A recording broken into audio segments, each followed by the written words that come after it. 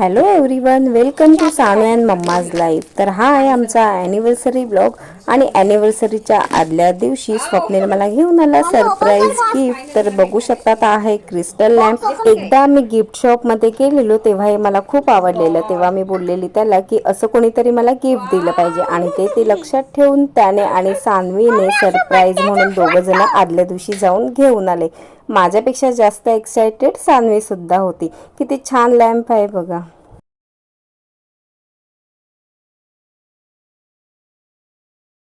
आणि हो, एका हाताला तर मेहंदी आपण काढू शकतो, राहतो दुसरा हात. आणि गोळे सुद्धा खूप छान दिसतात हातावरती.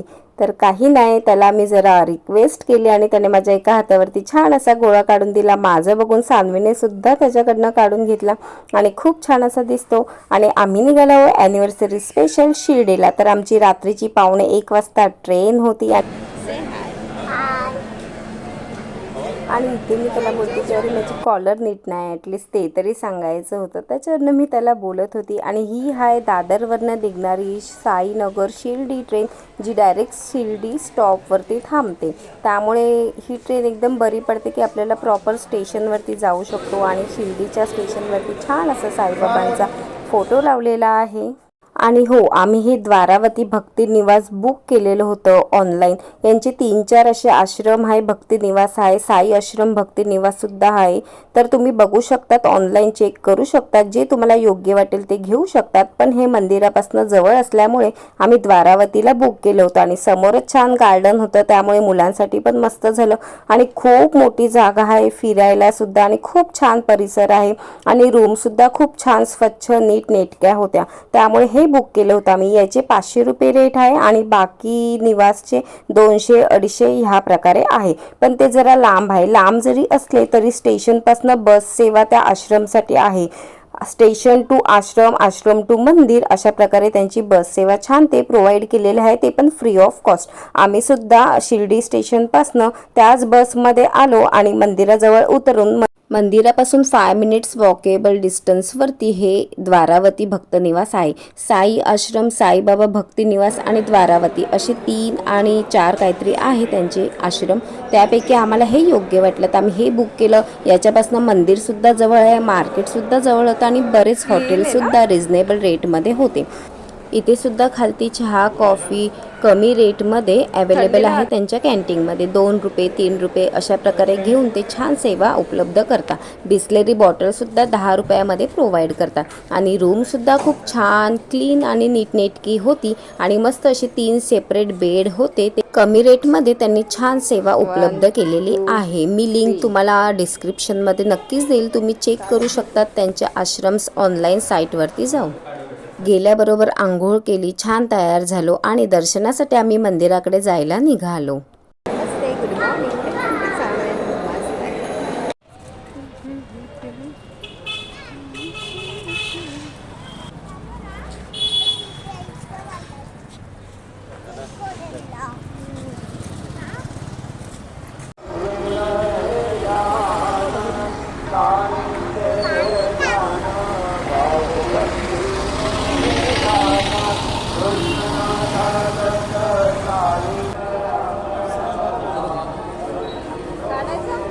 इथे मंदिराजवळ आपल्याला फोटोवाले सुद्धा असतात. ते दाखवतात कशा प्रकारे फोटो हवे तसे फोटो काढून देतात.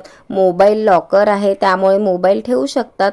मोबाईल कॅमेराला आतमध्ये एंट्री नाही आहे. आणि छान असं बाहेर मस्त वेगवेगळ्या वस्तू, साईबाबांचे फोटो, मूर्तीसुद्धा विकायला होते. आमचं छानपैकी दर्शन झालं. तिथला मस्त प्रसाद घेतला लाडूचा. आणि नंतर आम्ही साईबाबाचा प्रसाद घेण्यासाठी साई प्रसादालयाच्या इथे गेलो. ते जरा लांब आहे, 10 मिनिटाच्या अंतरावरती आहे मंदिरापासून. पण तिथला प्रसाद घ्यायला खूप छान वाटतं, त्यामुळे आम्ही तिथे प्रसाद घ्यायला गेलो.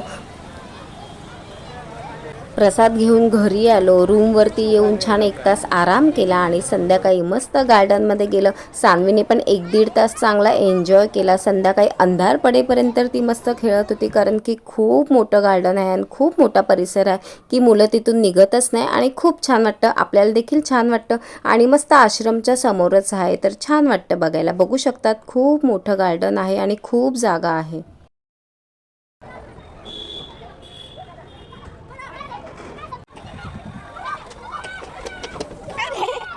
गावाला का तू?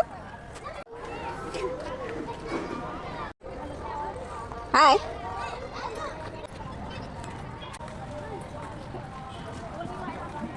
अन्वीने तिथे खेळता खेळता मस्त गार्डन एन्जॉय करता करता अंधारसुद्धा झालेला आहे आणि बघू शकतात मी तुम्हाला दाखवते अंधारातसुद्धा एकदा सगळा नजारा खूप छान दिसतं.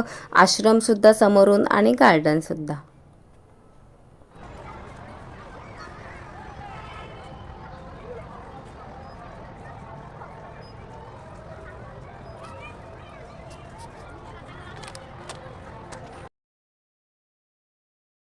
मस्त कॅन्टीनमध्ये येऊन चहा घेतला आणि आमची निघण्याची तयारी देखील झाली.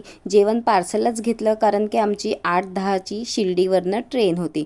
तर मस्त आमचा असा छान प्रवास झाला आणि रात्रीचं असल्यामुळे झोपेतच प्रवास निघून जातो, त्यामुळे छान वाटतो आणि छान छान फोटो क्लिक केले. व्हिडिओ आवडला असल्यास लाईक, शेअर, सबस्क्राईब नक्कीच करा. भेटूया आपण पुन्हा एका अशाच व्लॉगमध्ये. तोपर्यंत बाय बाय.